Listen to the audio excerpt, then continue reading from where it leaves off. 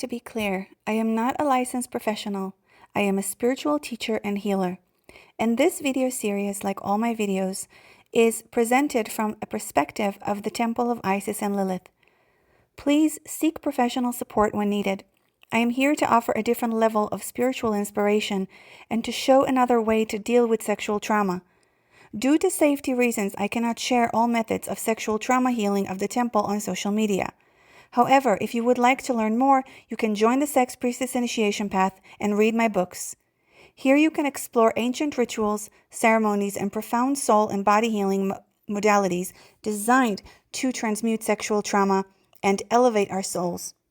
Hello everyone, so this is going to be a series of video about healing sexual trauma with sacred sexuality, sex magic, and tantra. Obviously, I cannot share everything on this video and on this channel due to many reasons of what I speak about and what I teach. I can only share a fraction of my teachings on YouTube and on social media. To dive more deep, you can go to my school, motherisrising.com. You can join the online Sex Priestess Initiation, which I made available for everyone. It's between a year and a half initiation. And you can also book very, very affordable sessions with me if you need to along the way. If you haven't read my books, Sex Magic Evolution, Symbols of Sex Magic, The Last Priestess, Promised in Fire, and then the two last ones are the Sex Priestess Manual, my biggest one so far, and my smallest one so far, Igniting the Dragon. All are going to absolutely blow your mind and really help you in your in this evolution process. Sexual trauma is a very, very taboo subject. Even in the spiritual community, every time I speak and I feel and I see the resistance in speaking about sexual trauma, even with people who feel they are very open to the topic. Speaking about rape victims and violence is frowned upon, and no one speaks of actual sexual transmutation of this ugly and horrific experience. So now let's dive into the transforming of sexual trauma into power. So again, in my program, like I always say, and private medicine ceremonies, I work with women on all the levels of the being to go deep and transmute all energy of trauma into full power. But I wanted to share as much as I can from this information in a series of videos because I want women to really regain their power and take hold of their sexual leadership by beginning to understand even the power and possibility and potential of sexual energy and sexual transmutation in the womb, even with the most severe sexual traumas. So we women are the leaders of sexual energy. This is what I write about for years and I teach for years. We are the leaders of the sexual energy movement. We are the ones who direct and transmute and guide the sexual union and the flow of sexual energy, not the men, like the dark masculine force has been trying to, tell us for so long and program us to think. So, what is sexual trauma? Sexual trauma refers to the profound psychological, emotional, and physical impact of experiencing sexual violence, abuse, or assault. This can include rape, molestation, or any unwanted sexual contact. The effects can be long-lasting, leading to issues like anxiety, depression, PTSD, and difficulties with trust and intimacy. Healing often involves therapy, support groups, and sometimes medication. Understanding and addressing sexual trauma is crucial for supporting survivors on their path to recovery. Sexual trauma can deeply impact individuals, causing emotional, physical, and spiritual wounds. It often leaves lasting effects on one's sense of self-worth, trust, and intimacy. It's essential to recognize that healing from sexual trauma is a journey that requires patience, compassion, and the right tools. Sexual trauma encompasses more than just rape. It occurs when sexual boundaries are violated. This includes early exposure to sex or pornography and inappropriate sexual attention, such as a suggestive look from a family member.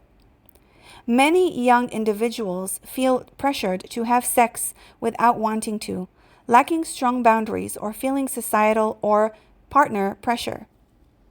Sexual trauma manifests in various forms and deeply affects our complex beings, often resulting in emotions like shame, guilt, and anger that become trapped in the body. These emotions disrupt the energy field and hinder the potential for divine sexual union. Trauma, particularly sexual trauma, leads to soul fragmentation, preventing us from finding the right partner and achieving a sacred sexual union.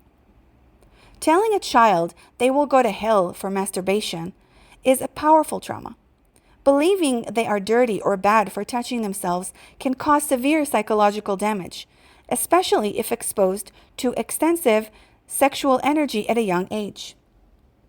Men also experience sexual abuse, of course, though not as frequently or in the same collective energy as women.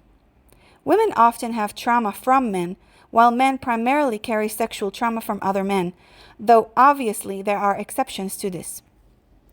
One significant form of sexual abuse that many men undergo is circumcision. This procedure, often performed shortly after birth, can cause trauma in the subconscious of men from the beginning of their lives.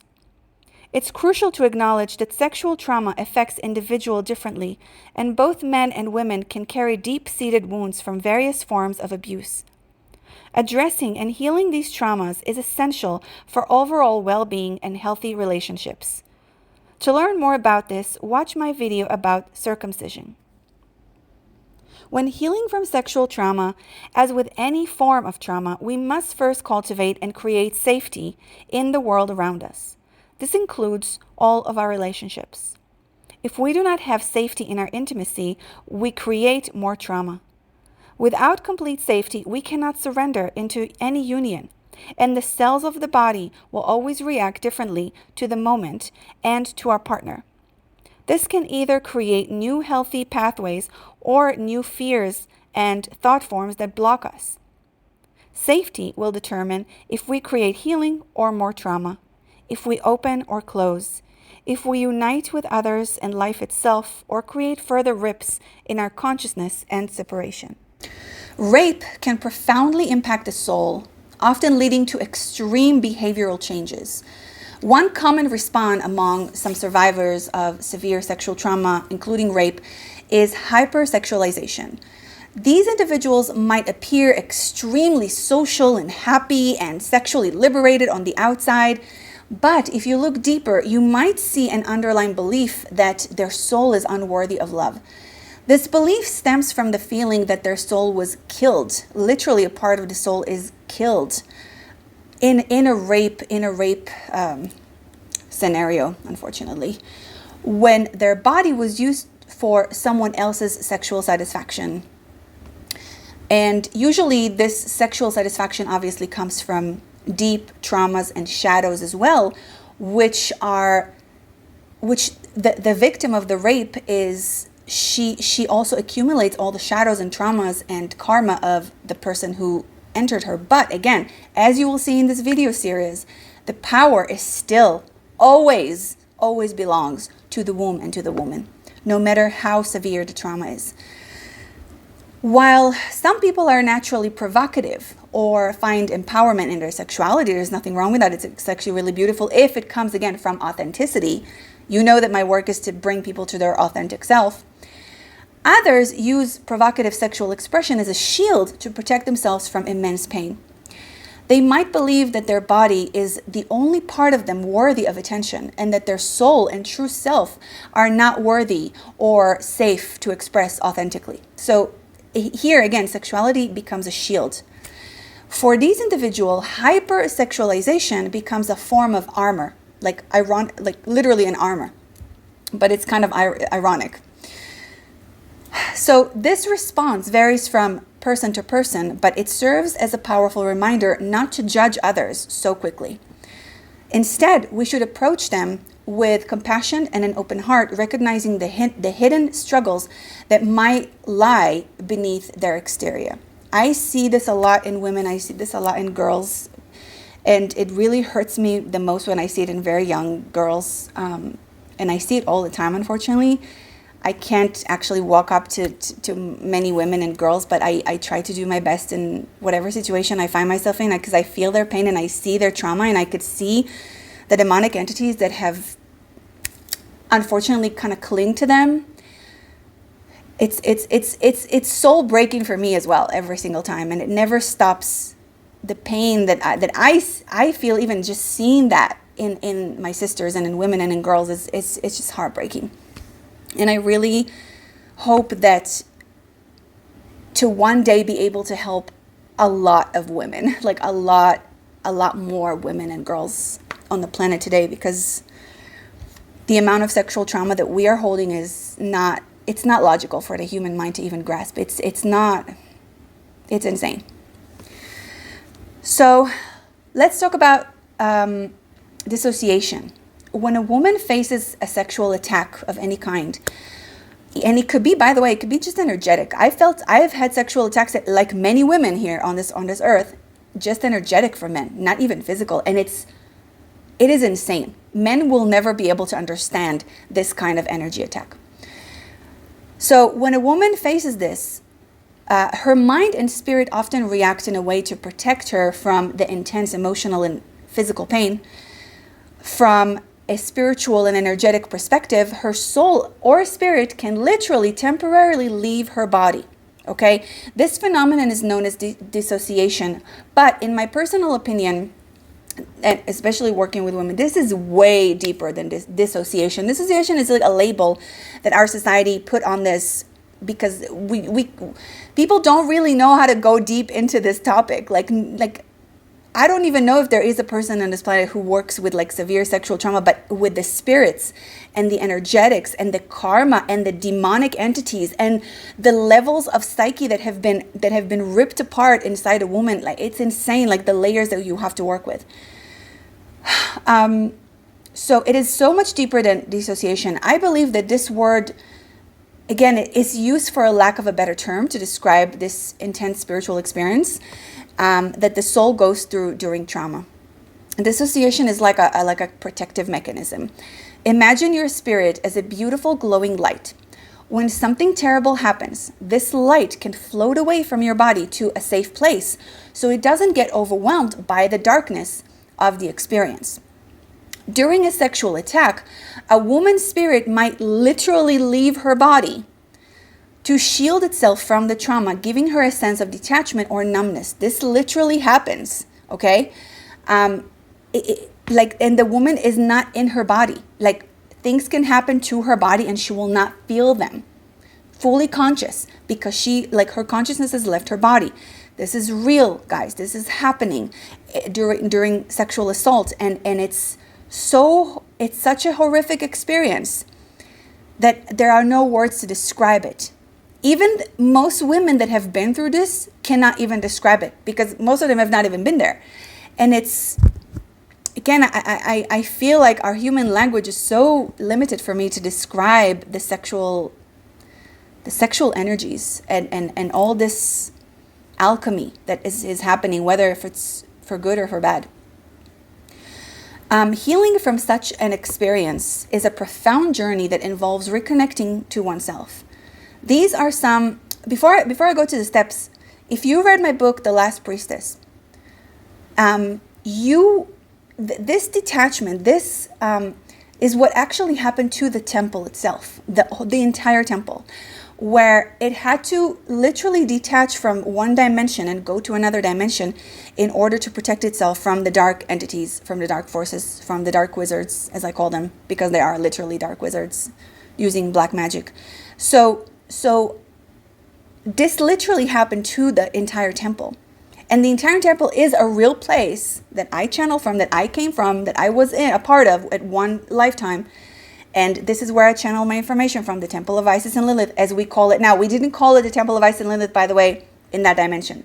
I call it the Temple of Isis and Lilith because the sisters explain that these are code words to reawaken and remind the true sex priestesses and the ones who are really here to do this work. It's kind of like a calling back home. That's why most people that come work with me, they're like, oh, I saw Isis and Lilith and I immediately came. That's why.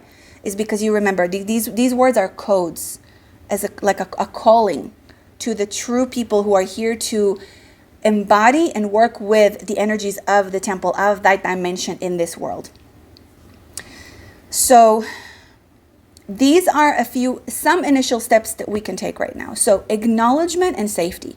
The first step is to acknowledge what happened and ensure a safe environment, a very safe, secure environment for the woman, whether emotionally or physically. Finding someone who can provide support and understanding in a gentle, safe way. Number 2 is grounding practices. So reconnecting the spirit with the body again, because again, remember, if the spirit left the body, we want to constantly reconnect the spirit and the body and create a sacred union of spirit and body within. This is essential after you acknowledge the trauma. Grounding exercises like walking barefoot on grass, deep breathing, and mindfulness can help bring the spirit back into the body. Imagining roots growing from your feet into the earth, providing stability and safety. There are endless practices you can do, all depending on your own journey and on your own belief systems as well. For some, just a loving embrace by someone who really loves them will be healing and grounding. But for another, having someone's touch could be unbearable. So you have to find your way and what works for you, for your body, and for your belief system as well, for your imagination as well to work with. Number 3 is energy healing. So endless techniques that can help the process to calm the nervous system and open the energy centers to aid the healing. But you must be discerning, very, very discerning, especially with any kind of trauma, who you choose to support you during sexual trauma healing. Please do not be very discerning. Just don't believe anyone who's, oh, I'm going to heal you, I'm going to help you. There's so much BS in the spiritual community. I am disgusted by it. I can tell you myself that even every time I work with a woman, because I work with the Sisters of the Temple and because I channel specific frequencies and energies, for every woman, something different will come. A different technique or a different way of work with her specific energy to get her out of that lower state as fast as possible. And it's very possible if you know what you're doing. But please don't, there is no one way fits all. Don't go to people who, oh, I promise I'm going to heal you in like one time and like that's it. And like, it doesn't happen like that. It can happen very fast. With my work, I've seen it like in one night, but there is a process before that I go through with a woman and a process after, and there is a cleansing of the body. There is a physical and an energetic cleansing that one must go through. You have to completely go into self-initiation in order to do it right. You don't just want to do it, you want to do it right. You can transmute any trauma and any sexual trauma pretty quickly, but you have to do it right. So expressive arts, this is number 4. So I really find art to be very helpful. Music, dance, art are very powerful tools for expressing and releasing any pent-up emotions and pain. Creative activities, that allow the spirits to your spirit to communicate and heal through any kind of expression, especially for women. Expression is so vital. Number 5 is spiritual practices. So again, it's finding your own unique spiritual practices and rituals. For women, rituals are vital. As I teach in my initiation, rituals are vital that will elevate and connect you to your powers, subconscious mind, and work with your own belief systems and imagination. Remember, healing is a personal journey and it takes time. Embrace the journey with compassion and patience, treating yourself with grace and love. So sexual trauma often causes a negative relationship with the body. So it is vital to listen to the body and not ignore its signs and attempts to communicate with you. Give it more love and attention and practice full presence. Women need presence mostly from men, from the masculine. So after a sexual trauma, giving this gift to yourself is extremely healing. If you don't have men to give you that presence, which no man can actually give you that full absolute presence, especially healing from trauma, so you kind of have to become your own inner divine masculine and give yourself that full presence. You become your own inner divine masculine. You are the container, but you also become your channel and you become your own safe space. Do not allow more trauma to be created on top of the one that you experienced. This is vital. This can be an opportunity to reestablish in you and perhaps a better relationship with your body. What triggers your trauma response? Pay attention to what triggers your trauma response. It could be very subtle, it could be very big. Is it certain places, people, or music, or sounds, or foods? Anything. It could be anything. Pay attention mainly to your body, which is the best guides and communicates with you at all times. Be attuned to the signals that show you the way to your own individual healing journey. Other important things to remember on the path of trauma healing is to take your time. This is vital, my sisters. Healing and transmuting trauma has no time limit. Take all the time that you need and allow yourself the permission and care to move at a pace that feels right for you. Don't let anyone rush you in this journey. And don't think that you have to rush. Emotions. Let's talk about emotions. One toxic idea that I noticed in the spiritual community for so long is that whatever you give attention to grows. Okay? And there is truth to that, for sure. Many will try to avoid specific emotions and pain or trauma out of fear of expanding them. Because they're like, oh, if I'm going to pay attention to my pain, then it's going to expand. So what they do is they dismiss it or they ignore it. That is the worst thing you can do. This is very toxic, okay? However, in the healing journey, any healing journey, one must give attention to the pain. You must shine a light on any trauma. And you must really unite and become friends with your fear. By the way, I have a whole section in Igniting the Dragon about uniting with your fears. You're going to love this. Like, this book is really incredible, and it's an easier read than my other books. It's smaller than my other books. Highly recommend for any sexual trauma path to read this book too, and Sex Magic Evolution as well. And after you're done with these two, you can go, if you're a woman, you can go to the Sex Priestess Manual, or you can read them all together. But it's just a lot of information, so that's what I recommend. So we have to give attention to all the pain and the trauma and the fears, and dive as deeply as possible into any emotion. You cannot ignore them. Emotions are gold. They are vital for us to understand, to unite with, to work with, not against. This choice of self-love and care will not expand the pain, but it's going to heal it. So you understand why this idea is not fully true, and it can be very toxic in these kind of cases of what you focus on expands. And also, a lot of people really believe that, they're ashamed of their emotion, they're ashamed of their pain, especially in the spiritual community, and they think that if they feel pain or trauma or suffering, if they find themselves crying every day or like feeling emotional about little things, something is wrong with me. Nothing is wrong with you. Nothing is wrong with you. You're probably hanging out with the wrong people, so find a new group of friends that will support you. Okay? That will acknowledge your pain and help you through it so you can get out of it.